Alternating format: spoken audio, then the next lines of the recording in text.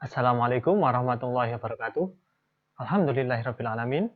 Hari ini kita akan melanjutkan materi mata kuliah metodologi penelitian kuantitatif dengan materi instrumen penelitian.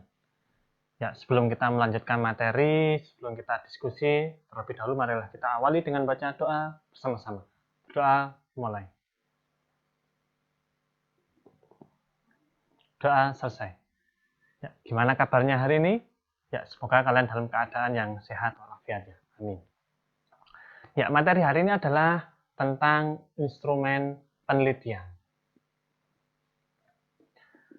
Ya, mengenai instrumen, ya nantinya adalah akan kita berikan kepada subjek atau objek penelitian kita. Caranya bagaimana? Ya, caranya macam-macam ya. Di sini ada 5 cara untuk memberikan instrumen kepada objek atau subjek penelitian kita. Ya, apa fungsinya instrumen yang sudah kita buat? Ya, instrumen adalah fungsinya supaya kita memperoleh data. Yang nantinya data akan kita lanjutkan ke tahap analisis. Nah, dari 5 teknik ini, ya ada teknik wawancara, ada teknik observasi, ada teknik dokumentasi, ada focus group discussion, dan teknik kuesioner. Nah, ini adalah teknik yang biasanya dilakukan dalam penelitian. Nah, untuk 4 teknik, yaitu teknik dokumen, teknik wawancara, teknik observasi, dan teknik focus group discussion adalah biasanya digunakan dalam penelitian kualitatif. Nah, untuk penelitian kuantitatif itu menggunakan teknik kuesioner. Ya, sehingga di sini sudah saya bedakan untuk yang kuesioner untuk kuantitatif, dan untuk yang 4 teknik yang lainnya adalah untuk penelitian kualitatif. Ya, untuk penelitian kualitatif, nah di sini tadi ada 4 teknik ya. Nah, yang menjadi sumber data di sini ada 4. Yang pertama sumbernya adalah bisa narasumber, bisa peristiwa atau aktivitas, tempat atau lokasi, dan juga dokumen atau arsip juga bisa menjadi sumber data untuk penelitian kualitatif. Nah, untuk narasumber, ya datanya nanti adalah berupa data wawancara. Nah, wawancara itu apa? Yaitu percakapan langsung dan tatap muka dengan maksud tertentu. Ya, langsung di sini ya bisa secara langsung tatap muka atau juga bisa menggunakan aplikasi seperti video call dan sebagainya. Ini juga termasuk bercakap langsung kalau memang tidak memungkinkan untuk bertemu.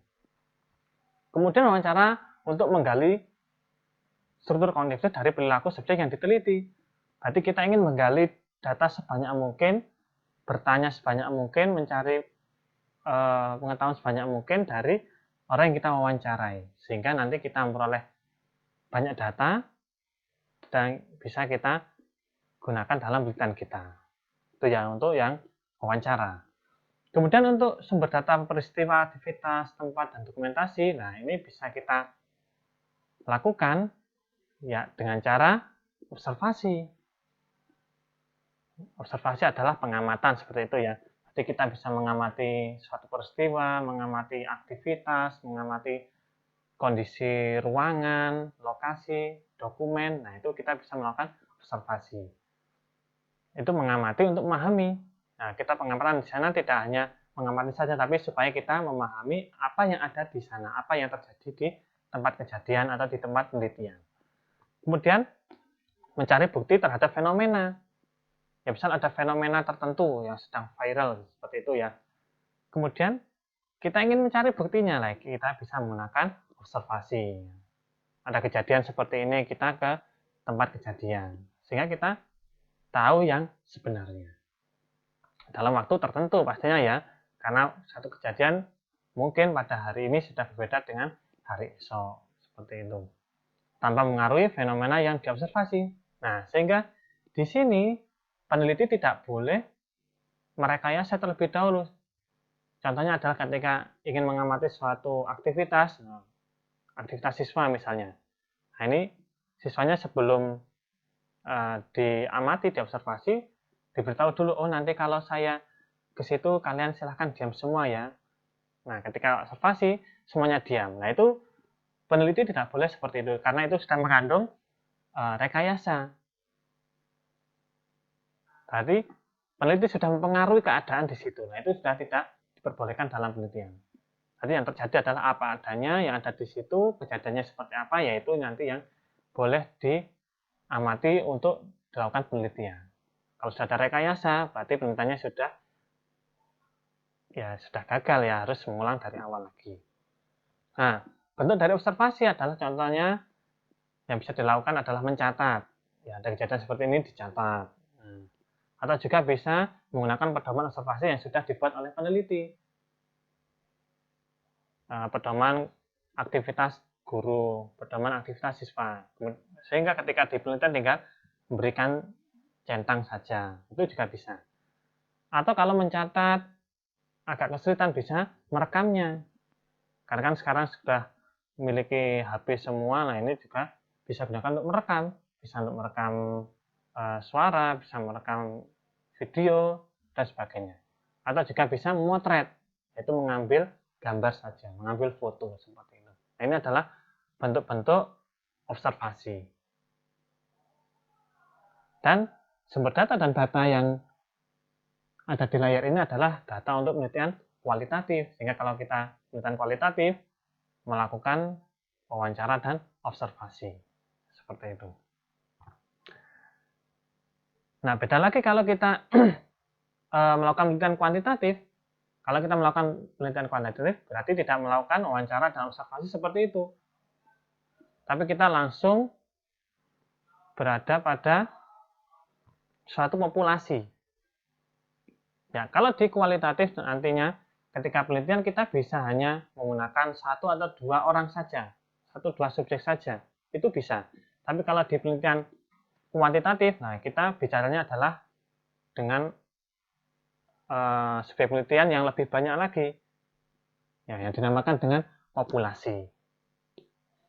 Nah, populasi bisa dikatakan siswa dalam satu sekolahan atau masyarakat dalam tempat tertentu. Nah, itu bisa dikatakan populasi. Berarti semua orang yang ada di situ ya kita teliti karena kita penelitiannya adalah kuantitatif.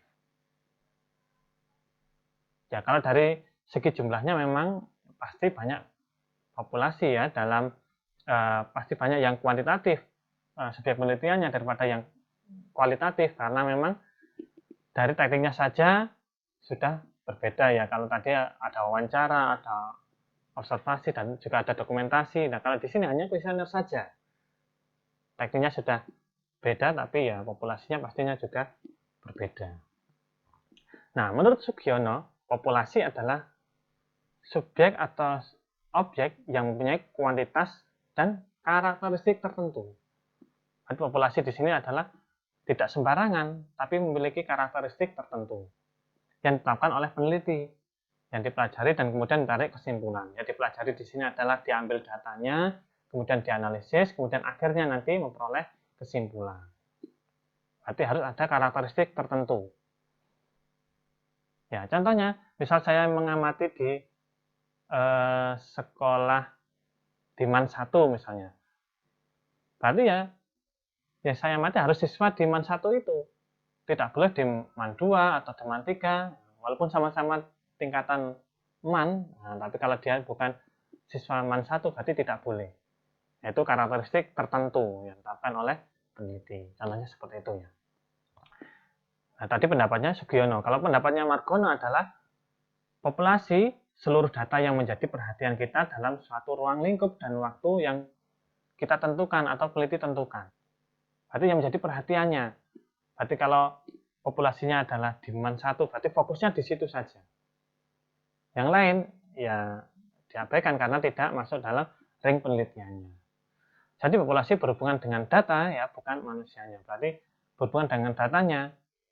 Berarti yang difokuskan adalah karakteristik dari subjek atau objek penelitiannya. Ya, karena apa? Karena yang menjadi populasi tidak hanya manusia saja, benda juga bisa menjadi populasi. Tumbuhan juga bisa menjadi populasi. hewan juga bisa menjadi populasi. Tapi kalau di penelitian, ya biasanya kan yang menjadi populasi adalah manusia, seperti itu ya. Nah, kemudian pendapat yang lain, menurut Kerlinger, populasi merupakan semua anggota kelompok orang. Berarti kelompok ya, tidak individu. Kalau tadi kualitatif bisa secara individu, perorangan, tapi kalau populasi harus berkelompok. Berarti jumlahnya harus banyak. Kelompok orang atau kelompok kejadian atau kelompok objek yang telah dirumuskan secara jelas. Ya, bersama dengan pendapatnya Sugiono tadi, ya, dirumuskan secara jelas berarti memiliki karakteristik tertentu. Sehingga karakter di sini adalah yang paling penting karena nantinya penelitian akan menggunakan subjek penelitian tadi untuk merumuskan suatu kesimpulan. Seperti itu. Nah, bagaimana kalau populasinya terlalu banyak? Ya, misal si suatu sekolah tadi siswanya ada 1000 misalnya. Apakah semuanya kita teliti? Ya, selama penelitinya mampu, itu bagus kita mengadakan penelitian pada populasi. Karena nanti hasilnya akan lebih bagus. Tapi juga pasti ada bagian-bagian tertentu yang harus diperhatikan kalau kita menggunakan populasi dalam penelitian. Nah, kalau dirasa populasinya terlalu besar, terlalu banyak, nah kita bisa menggunakan sampel dalam penelitian kita. Apa itu sampel? Nah, sampel adalah sebagian atau wakil populasi yang diteliti. Sehingga kalau populasinya terlalu besar, nah kemudian kalau kita merasa sebagai peneliti tidak mampu, nah kita mengambil sampel saja. Sebagian saja, misal dari 1000 siswa kita ambil 500 saja. Itu bisa dalam penelitian. Dari 100 penduduk kita ambil 50 bisa. Ya. Itu namanya adalah sampel, bagian dari populasi. Sampel adalah sebagian dari jumlah dan karakteristik yang dimiliki oleh populasi. Nah, sehingga sampel di sini adalah memiliki karakter yang sama dengan populasi yang kita teliti. Kalau populasinya adalah siswa di MAN 1, berarti sampelnya juga harus siswa di MAN 1. Walaupun tidak keseluruhan, seperti itu. Nah, kenapa kok peneliti kok menggunakan sampel dalam penelitiannya daripada menggunakan populasi? Ya, alasannya yang pertama adalah karena ukuran populasi itu sendiri. Kalau ukuran populasinya terlalu besar, terlalu banyak, itu juga bisa menjadi kendala dalam penelitiannya. Sehingga seorang peneliti memilih menggunakan sampel dalam penelitiannya. Tapi kalau populasinya dirasa cukup kecil, ya berarti lebih baik menggunakan populasi tadi untuk penelitiannya. Kemudian kenapa kok menggunakan sampel? Ya harusnya karena biaya. Ya, kalau nanti semakin banyak orang yang diteliti, pastikan biaya juga semakin besar yang harus dikeluarkan oleh peneliti. Tapi kalau biayanya banyak, ya sponsornya mau mendanai, ya mengapa tidak kita melakukan penelitian dalam populasi. Tapi kalau terbatas, ya, bisa menggunakan sampel dalam penelitian.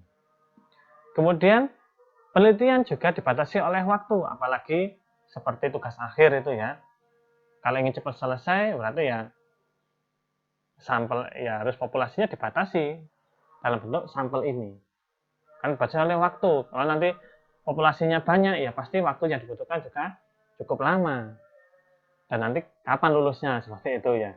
Makanya bisa menggunakan sampel. Supaya waktunya bisa tepat waktu. Nah, kemudian beberapa penelitian juga harus menggunakan sampel dalam penelitiannya supaya tidak merusak apa yang sedang diteliti. Ya, contohnya adalah ketika ada orang atau dokter lah, katakanlah seperti itu ya, ingin mengecek golongan darah seseorang. Ya, bagaimana caranya? Apakah diambil semua darahnya? Kan pasti nggak mungkin, hanya diambil sampelnya saja. Mungkin hanya di tangan atau di kaki, seperti itu ya. Diambil sedikit, nanti sudah bisa dianalisis, oh golongan darahnya A, golongan darahnya B, dan sebagainya. Atau contoh yang paling mudah adalah ketika kita sedang masak gitu ya. kemudian dikasihkan bumbu ini, kasihkan bumbu ini. Nah, kemudian kita ingin mencicipi. Nah, apakah ketika kita mencicipi itu adalah diminum semuanya? Ya pastinya hanya sebagian saja. Hanya 1 sendok atau hanya satu dua tetes saja itu sudah merasakan masakan, sudah bisa merasakan masakan. Kalau semuanya itu namanya bukan mencicipi ya, menghabiskan itu. Itu adalah contoh sampel. Hanya mengambil sebagian tapi sudah kita anggap semuanya sama. Darahnya di tubuh dari atas sampai bawah ya, kalau golongan darahnya A ya pasti A. Kalau masakannya sudah enak berarti ya sedikit saja sudah diambil, sudah cukup enak ya berarti sudah enak. Seperti itu ya. Nah, kemudian dengan alasan ketelitian. Ya karena nanti kalau yang diteliti populasinya besar, maka tingkat ketelitiannya juga harus tinggi. Karena yang dianalisis banyak datanya. Nah, supaya lebih teliti lagi, nah maka dalam penelitian bisa menggunakan sampel. Seperti itu ya. Supaya lebih teliti. Dan yang keenam adalah lebih ekonomis. Nah, ekonomis di sini adalah lebih mengarah ke hasil dari penelitiannya. Nah, apakah hasil penelitiannya atau kesimpulan dari penelitiannya itu adalah sebanding dengan biaya, sebanding dengan waktu, sebanding dengan tenaga yang dikeluarkan? Nah, ini tingkat ekonomisnya. Kalau bikin ekonomis berarti ya harus antara kesimpulan dengan biaya, waktu, dan tenaga yang dikeluarkan itu harus sebanding. Nah, supaya bisa memenuhi semuanya ini, nah, peneliti bisa memilih menggunakan sampel daripada menggunakan populasi. Namun, memang lebih baik menggunakan populasi dalam penelitian, tapi harus ada beberapa aspek yang diperhatikan. Seperti itu ya. Nah, kalau kalian ingin memilih sampel atau populasi, ya tergantung kemampuan kalian sendiri. Nah, tadi kan tekniknya adalah kuesioner, sehingga ketika kita sudah memilih sampel, ya katakanlah seperti itu, nah sampel yang sudah kita pilih nanti, itu akan kita berikan kuesioner, lembaran. Ya, kalau secara hard copy itu adalah lembaran biasa bentuknya ya, tapi kalau sekarang sudah sistemnya digital, online, nah kita bisa menyebar linknya saja. Nah, itu juga bisa untuk kuesioner. Nah, apa itu kuesioner? Ya, kuesioner adalah, nama lainnya adalah angket gitu ya. Itu teknik pengumpulan data yang dilakukan dengan cara memberikan seperangkat pertanyaan atau pernyataan tertulis kepada responden untuk dijawabnya. Berarti di situ, di kuesioner ada pernyataan bisa, pertanyaan juga bisa. Ya, tapi biasanya yang paling sering digunakan adalah pernyataan ya. Kalau pertanyaan kan untuk wawancara seperti itu. Tapi juga bisa pertanyaan berupa pertanyaan pada kuesioner.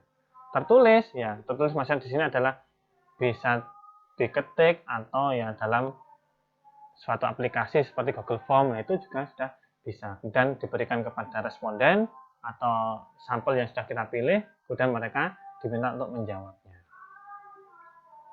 Nah, keuntungan peneliti dengan menggunakan kuesioner, ya tadi adalah keuntungan memilih sampel, sekarang keuntungan menggunakan kuesioner ya. Kalau kuesioner bandingannya adalah dengan wawancara dan observasi tadi ya. Kenapa kok lebih menguntungkan kuesioner? Ya, karena tidak memerlukan hadirnya si peneliti. Nah, ketika kita membagikan kuesioner, tidak perlu peneliti bertemu satu persatu, mengirim satu persatu itu tidak perlu. Nah, tapi kalau wawancara ya harus kita datang langsung, menemui narasumber langsung. Nah, itu ya yang membedakan keuntungannya daripada wawancara observasi. Kemudian kalau wawancara itu kan hanya satu orang bertatap muka satu persatu atau bisa langsung 2 orang langsung. Tapi kan kalau bertanya pasti hanya menghadapkan ke 1 orang. Nah, tapi kalau kuesioner kita bisa langsung bagikan ke banyak orang. Satu kuesioner bisa untuk langsung 10, 20, 30, 40, 50 dan sebagainya. Bisa langsung serentak. Apalagi kalau link yang dibagikan ya kita bisa berikan link ke grup. Nah, grup itu sudah ada 200 lebih orang. Nah, itu kita sudah bisa dibagikan secara serentak. Kalau wawancara, observasi, nah kita hanya bisa satu demi satu seperti itu ya. Nah, keuntungan yang lainnya adalah dapat dijawab oleh responden sesuai dengan waktu yang ada. Nah, kalau misal waktunya adalah respondennya belum luang, nah berarti nanti diberikan tenggang waktu untuk menjawabnya, mungkin di waktu istirahat atau setelah bekerja atau ketika pulang di rumah dan sebagainya. Nah, tapi kalau diwawancara berarti pada saat itu juga harus dijawab ya, ditanya dijawab. Ditanya dijawab. Nah, kalau kuesioner, nah, bisa menunggu waktu yang tepat untuk mengisi kuesionernya. Kemudian dapat dibuat anonim. Anonim di sini adalah maksudnya adalah tanpa nama. Ya, kalau kuesionernya ingin secara rahasia, berarti nanti bisa kuesionernya tanpa ada nama di dalamnya.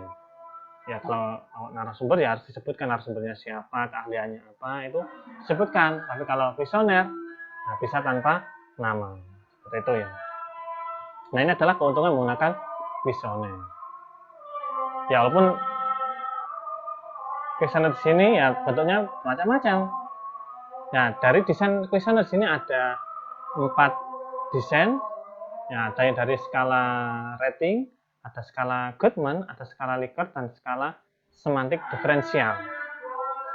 Nah, ini yang ingin saya bahas yang terlebih dahulu adalah yang nomor 2, yaitu dari skala Goodman. Nah, dari skala Goodman ini adalah jawabannya pilihannya hanya 2 saja. Ya dan tidak. Yes atau no. Nah, itu adalah skala Goodman. Baik atau buruk, ya itu saja pilihannya. Dari pertanyaan atau pernyataannya, pilihannya hanya ada 2. Benar, tidak, kemudian baik, buruk, ya atau tidak, ya itu saja. Itu kalau skala Goodman. Ya, kalian pasti kan tahu ya, pernah melihat kuesioner yang isinya seperti itu. Kemudian kalau skala rating, nah skala rating ini biasanya ya agak-agak berbau perasaan seperti itu ya. Misal di kondisi suatu ruangan. Nah, bagaimana suhu di dalam ruangannya? Nyaman apa tidak? Nah, itu nanti berarti kenyamanan di dalam ruangan. Ratingnya berapa? Tergantung peneliti nih ya, bisa 1 sampai 5, bisa 1 sampai 10 dan sebagainya.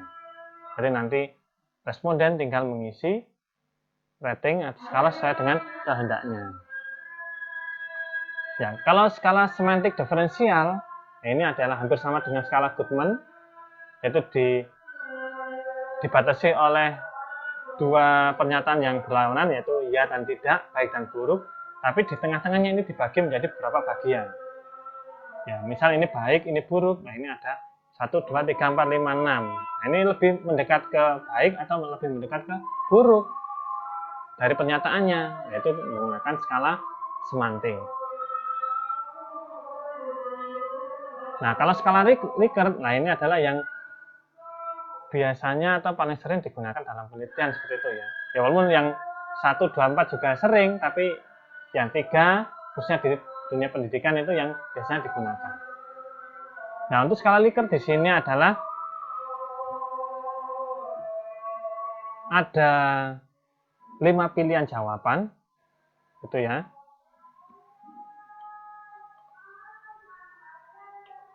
Nah, ini ya ada 5 pilihan jawaban.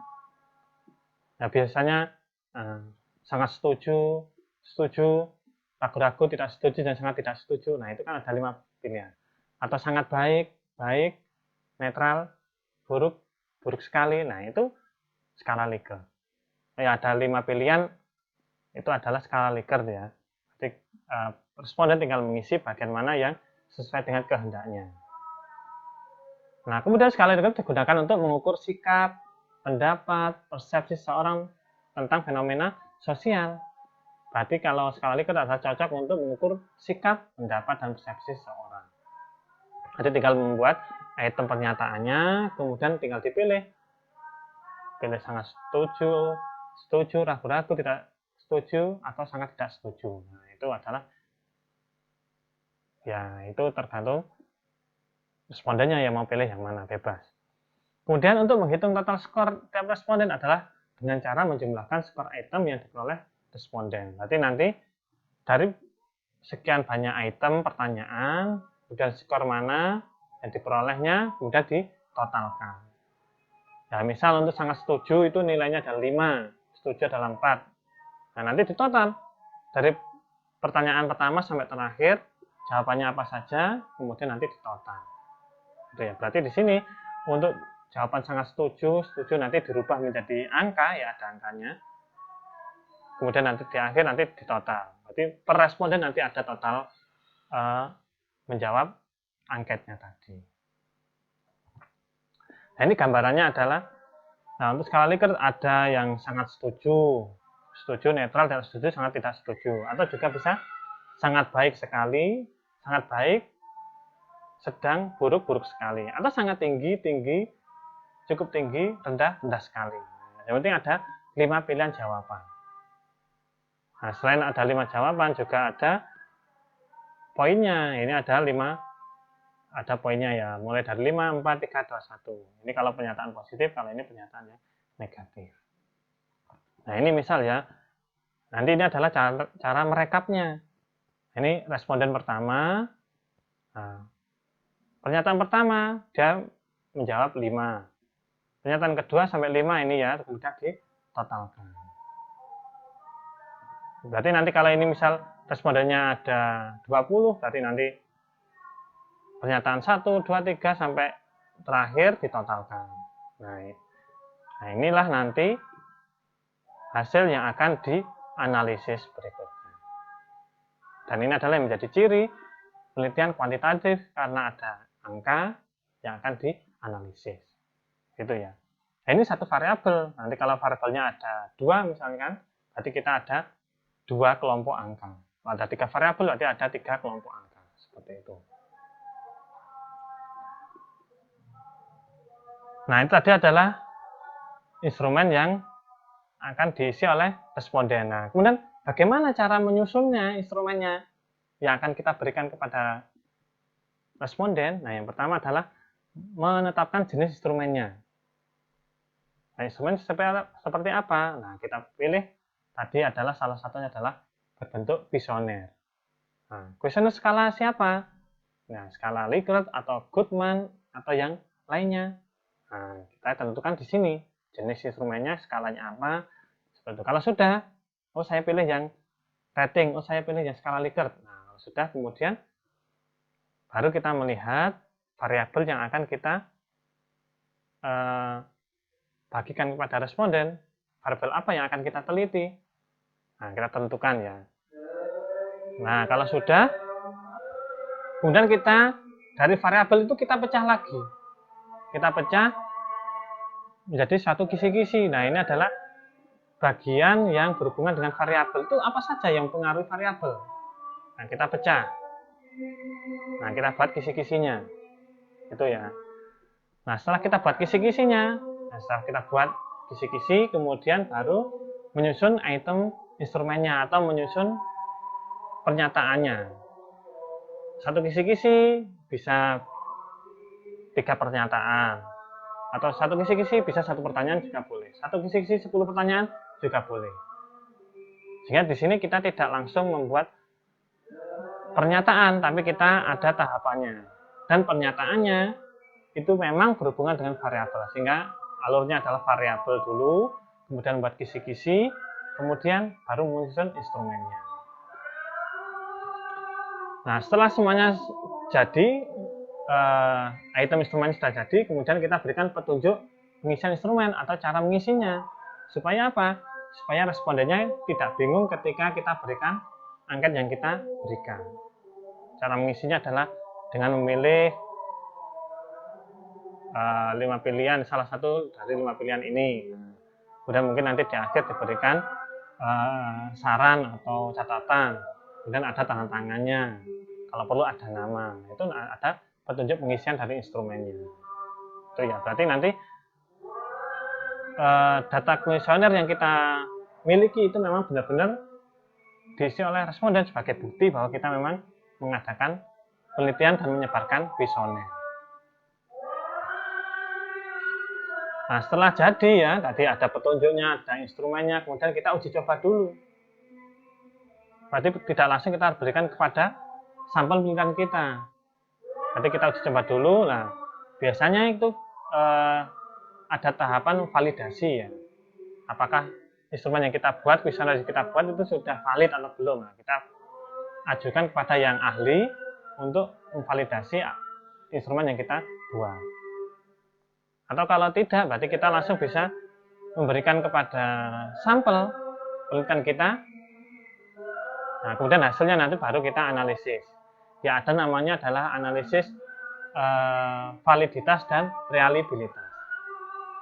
Ya, nanti kalau kita tidak melalui ahli tapi langsung ke sampel, nanti ada kemungkinan kalau pernyataan yang kita buat adalah tidak valid, nanti ketika dianalisis, berarti kita harus membuangnya atau harus kita mengganti. Seperti itu ya. Kalau membuang, ya kita usahakan pernyataan yang masih ada itu masih banyak ya, sehingga masih mewakili variabel. Tapi kalau kita mengganti, berarti kita menyebarkan ulang lagi, karena kan pernyataan-pernyataan yang baru, seperti itu. Itu ya, jadi ada uji coba instrumen. Uji coba di sini bisa langsung kepada sampel, tapi nanti ada kemungkinan untuk menghapus item instrumen, atau juga kita bisa melalui para ahli. Seperti itu ya. Nah, ini contohnya adalah contoh yang judul yang kemarin, yaitu pengaruh jarak rumah dan alat transportasi terhadap hasil belajar matematika itu ya. Jadi saya contohkan adalah variabel jarak rumah. Nah, kita cari yang berhubungan dengan jarak rumah itu apa ya. Nah, kita buat kisi-kisinya terlebih dahulu ya. Ini saya juga agak kebingungan tadi ya.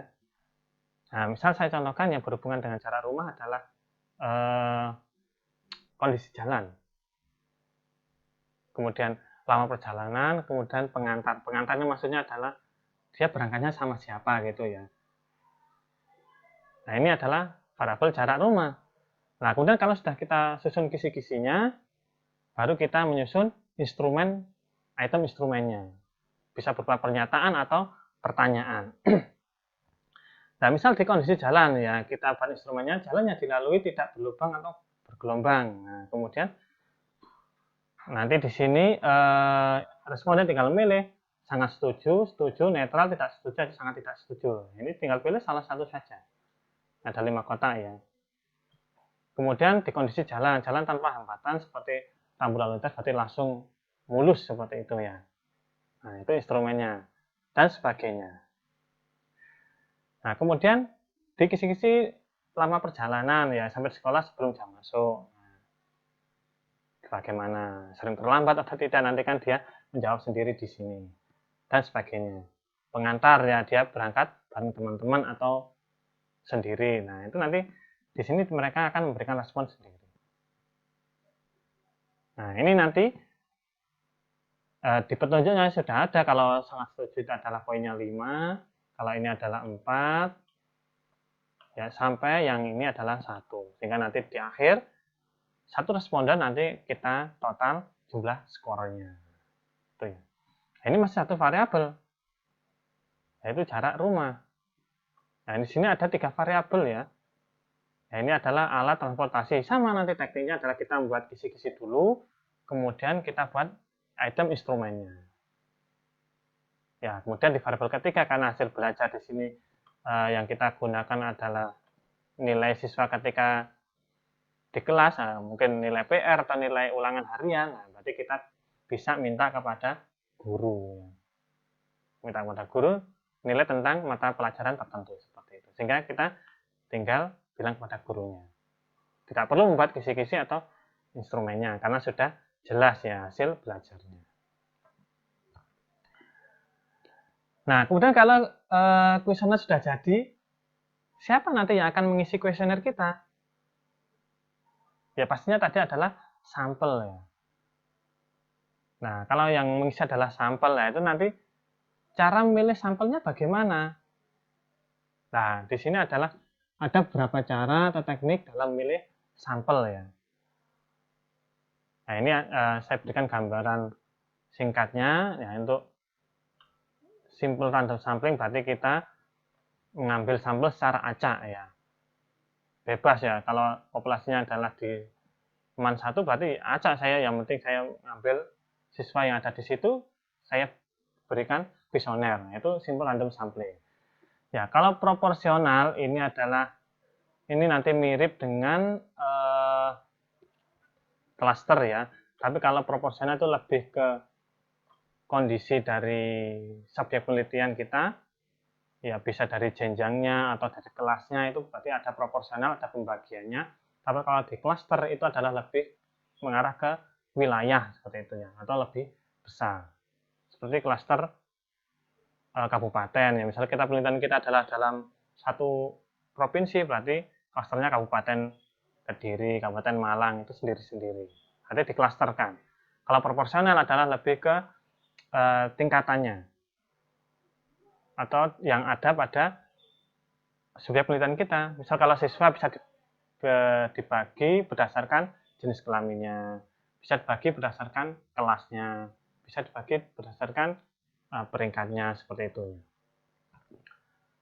Kemudian sampling sistematik. Nah, ini adalah kita memberikan sistem. Nah, berarti dari populasi yang kita tentukan itu kita berikan, contohnya ya, salah satunya kita berikan nomor urut misal 1 sampai 100. Nah, kemudian yang menjadi sampel kita adalah orang yang memegang angka ganjil. Berarti yang memegang angka genap tidak menjadi subjek penelitian kita, hanya yang ganjil saja. Itu sampling sistematik, berarti kita membuat sistemnya dulu. Ya, kalau kuota, nah berarti berapa yang kita butuhkan? Misal kalau kita butuh 50 sampel, berarti kalau kita sudah dapat 50, ya sudah. Karena kuotanya hanya ada 50. Kalau ada orang 51 yang ingin mengisi, berarti sudah tidak diterima. Itu ya. Kemudian aksidental, berarti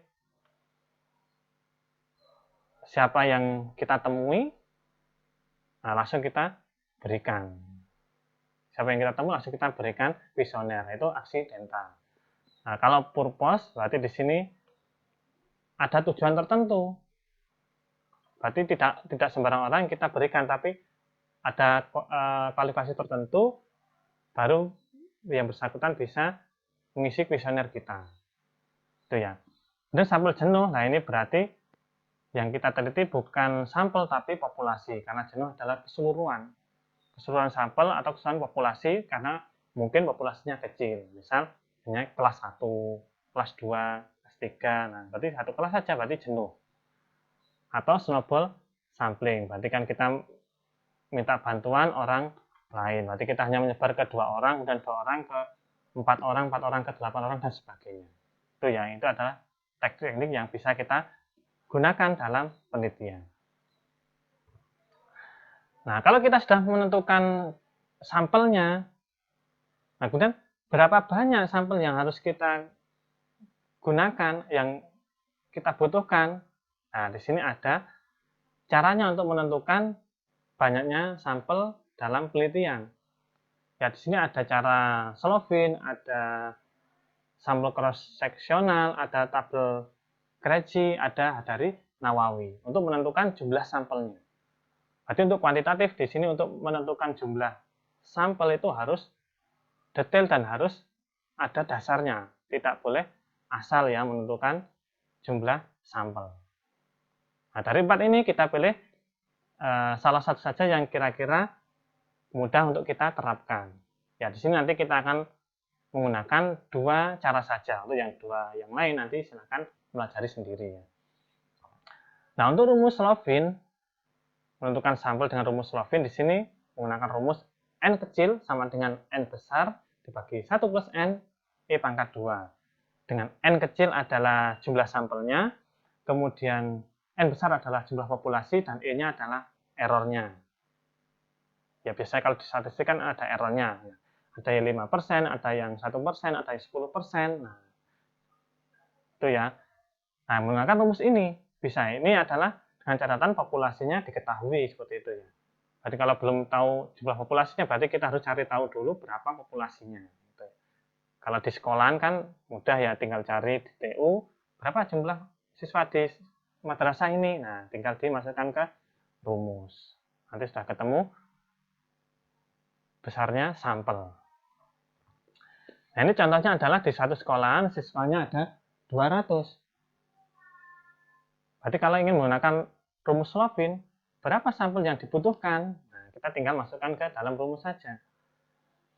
Berarti N besarnya sama dengan 200, kemudian galatnya atau errornya adalah kita pilih 5%, misal seperti itu ya. Masukkan ke rumus dan hasilnya adalah 133,3. Ini hasilnya ya. Ya, karena penelitian kalau manusia kan nggak bisa bentuknya koma, berarti kita bulatkan ke depan. Berarti menjadi minimal 134. Sehingga sampel penelitiannya adalah 134 siswa dari 200 siswa. Kalau ini adalah menggunakan rumus Slovin, seperti itu ya. Tinggal dimasukkan ke rumus. Yang penting tahu jumlah populasi dan menentukan errornya. Kemudian kalau dengan tabel Grigi, nah ini sebenarnya ada rumusnya, tapi juga ada tabel yang sudah jadi, sehingga kita tinggal menggunakan saja. Ya, untuk N di sini adalah ini adalah populasi, N adalah populasi, S adalah sampelnya. Nah, sehingga di sini misal dibaris ke 1, misal populasinya 10, berarti sampelnya juga harus 10. Nah, ya. Kalau sampelnya 15, populasinya 15, sampelnya 14. Nah, misal di sini populasinya 50, berarti sampelnya 44. Nah, misal di sini jumlah populasinya 2000, berarti sampelnya 322. Nah, berarti kita tinggal melihat saja jumlah populasinya berapa, dan kita pilih jumlah sampelnya. Nah, ini contohnya adalah tadi, yang siswanya ada 200, kemudian berapa sampelnya? Nah, ketika kita lihat di sini adalah, kalau di tabel itu munculnya 132. Kalau pakai Slovin tadi 134, pakai tabel Grigi 132 ya. Selisihnya tidak terlalu banyak, hanya selisih 2 saja. Nah, mudah pakai mana? Itu terserah peneliti. Mau pakai Slovin silahkan, pakai tabel Grigi silahkan. Yang penting jumlah sampel tidak ditentukan menurut kehendak peneliti, tapi ada dasar untuk memilihnya. Nah, itu materi hari ini tentang instrumen penelitian, kemudian kuesioner, dan juga sampel penelitian. Ya, kalau ada pertanyaan seputar materi pada hari ini, silakan disampaikan di kolom komentar atau di grup yang sudah tersedia. Seperti itu ya. Ya, untuk hari ini saya cukup sekian. Mari kita akhiri dengan baca alhamdulillah bersama-sama. Alhamdulillahirrahmanirrahim. Kurang lebihnya mohon maaf. Saya akhiri. Wassalamualaikum warahmatullahi wabarakatuh.